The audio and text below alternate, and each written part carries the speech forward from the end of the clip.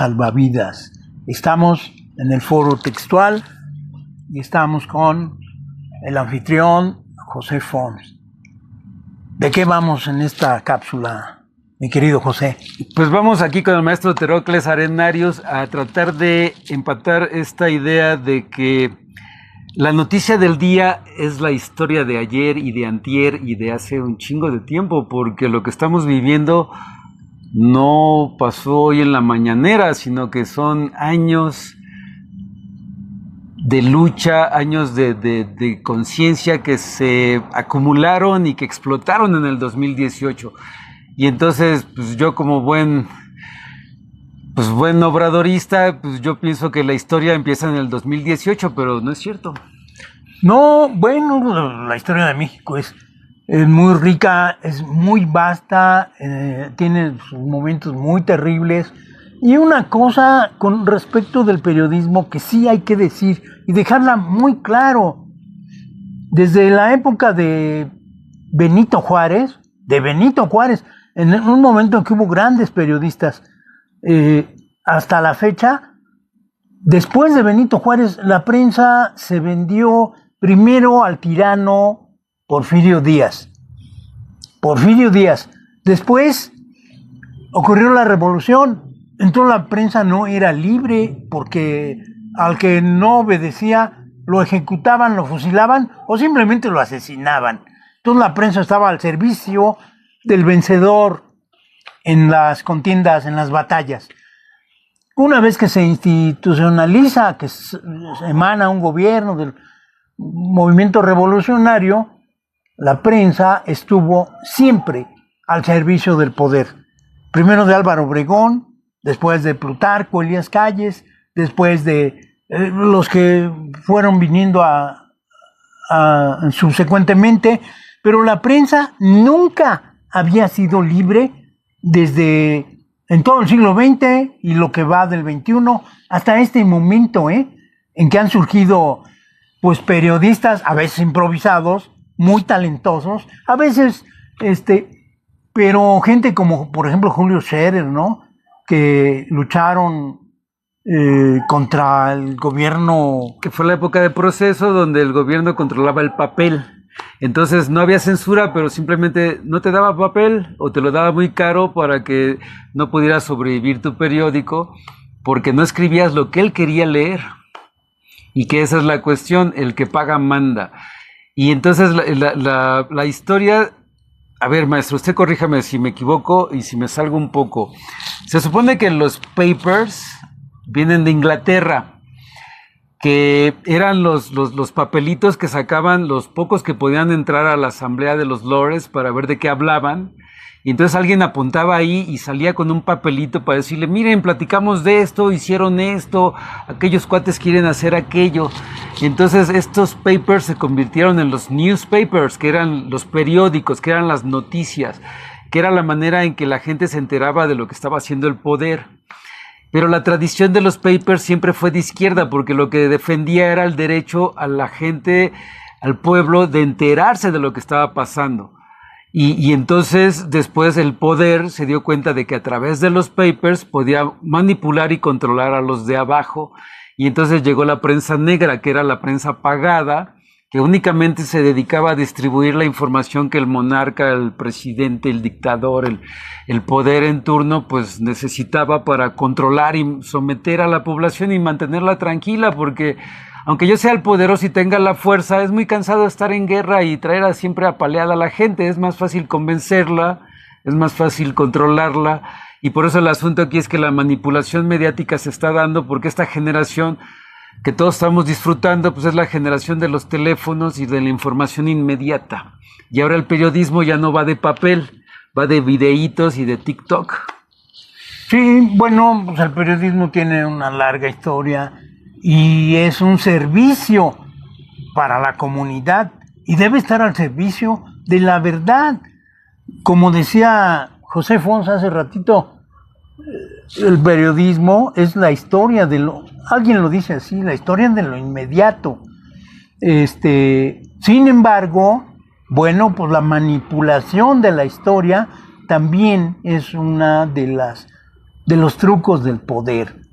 El poder ha manipulado la historia del pasado para justificarse y manipula la historia del presente para mantenerse en el poder sobre pues, la plebe, que ya no lo dicen así, pero en privado, cuidándose de que no haya periodistas sí son capaces de hablar del infelizaje, de la indiada, así. Del peladaje. Ahora ya es muy políticamente incorrecto referirse así a nadie, pero hay quien lo hace y hay quien, peor todavía, lo defiende. Lo piensa sinceramente.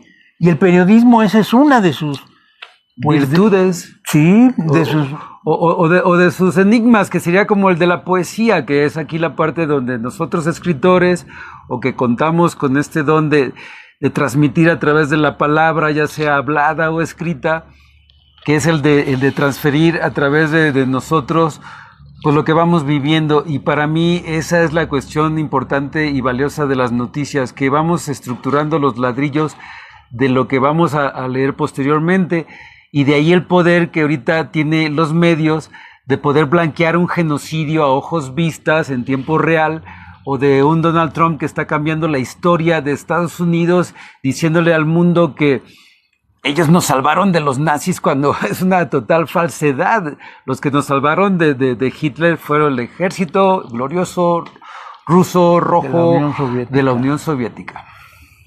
Sí. Como ven, somos chairos y estamos aquí aprendiendo a hacer videos, y nos emociona porque así como vemos la tele, también luego nos vemos en la tele. Entonces, ¿de qué va, maestro? ¿La historia realmente va a llegar a ese grado de que el periodismo se convierta en un género? ¿Sí es un género literario el periodismo? Bueno, tiene partes de género literario, ¿no? Como la crónica, dijimos, y el ensayo. Pero en general el periodismo es una disciplina que debe estar al servicio de la verdad, al servicio de la gente. Si no está al servicio de la gente, al servicio del pueblo, si solo sirve para justificar y para defender a los poderosos, darles bases para que exploten más al pueblo, eso no es periodismo, eso es traición a la gente. Eso es propaganda, eso es desinformación, eso es pues las noticias que nos daban, ¿no? Los infomerciales que eran ahora sí que pagados por el gobierno para decir, ay, qué bonito trabaja Peña Nieto. Y entonces en esta lid es donde nosotros, pues por eso vamos a enfrentarnos en estos argumentos, en estos guiones, ahora sí que grabados en estos pequeños videos, para ir amplificando y dejando registro de cómo vamos formando nuestra opinión, porque básicamente es eso, es una lectura que damos todos los días a partir de las noticias, y que eso es el dato duro y que se transforma en la opinión, que tiene que ver con mi experiencia y con mi capacidad de confirmar y de ir pues socializando los datos con otro compañero, que en este caso es como, yo le pregunto a Terocles, ¿qué noticia te emocionó esta semana? ¿Qué fue lo que está más horrible? Y para mí fue el hecho de que este señor le disparara una lancha que venía según saliendo de Venezuela cargada de drogas, y que la destruyó como si fuera un videojuego y no supimos nada. Y él como dijo que eran los narcos y que venía el cártel de los soles y que Maduro no sé qué, y que resulta que China ya le contestó y ya está haciendo negocios petroleros para hacer el trato, ya llevó sus bases para poner una plataforma flotante ahí en el lago de Maracaibo, y los gringos se quedaron creo que ya esto de decir mentiras en los periódicos ya no es tan poderoso como antes.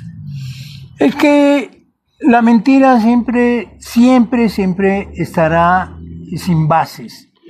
Es muy fácil derribar una mentira simplemente examinando de dónde procede y cuál es la fuente. Lo más común es que no tenga ninguna fuente, como la chiquilla que le dijo a Noroña que había mandado a lavar platos a Lili Telles. Una mentira vil, sin ninguna base, una ocurrencia del momento. Así son, así son. Bueno, me acabo de acordar, hablando de mentiras, dijeron que la Suprema Corte de Justicia de la Nación fue a cenar a pie de Cuchón. Claro, al pie de Cuchón. Y era mentira. ¿De dónde lo sacaron? ¿De dónde lo sacaron? Pasa el Omar Aguilar. Omar, claro, ¿cómo sí, se llama? nuestro ministro presidente. Nuestro ministro presidente indígena, orgullosamente, un mixteco, un champarrito, morenazo, bigotito, pasa y le dice a un periodista: oiga, señor ministro, ¿qué no es una incongruencia ir a cenar al pie de Cuchón? Pero si a qué hora si andábamos trabajando, me dormí bien tarde para llegar acá con los papeles, porque ya estamos en chinga.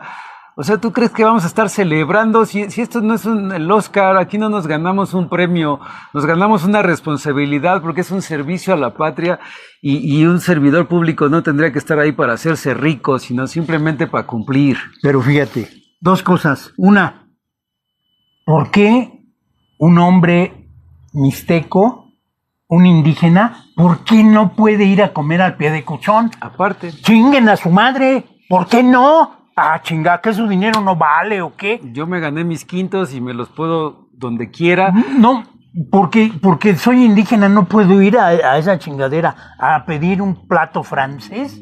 ¿Quién dice por qué? Que su dinero de él no sirve. Eso es farsante. Eso es clasismo. Eso es discriminación. Claro que si quiere el ministro, tiene derecho a ir al pie de Cuchón a comer al pinche restaurante que se llama Pata de Puerco. Nada más aceptan a los puercos, a los delincuentes, a los políticos ladrones o a los empresarios explotadores. Nada más esa gente puede ir al pie de Cuchón. Chinguen a su madre. Puede ir todo el que tenga 5,000 pesos para pagar una cena. Si es que quiere ir a tirar su dinero ahí.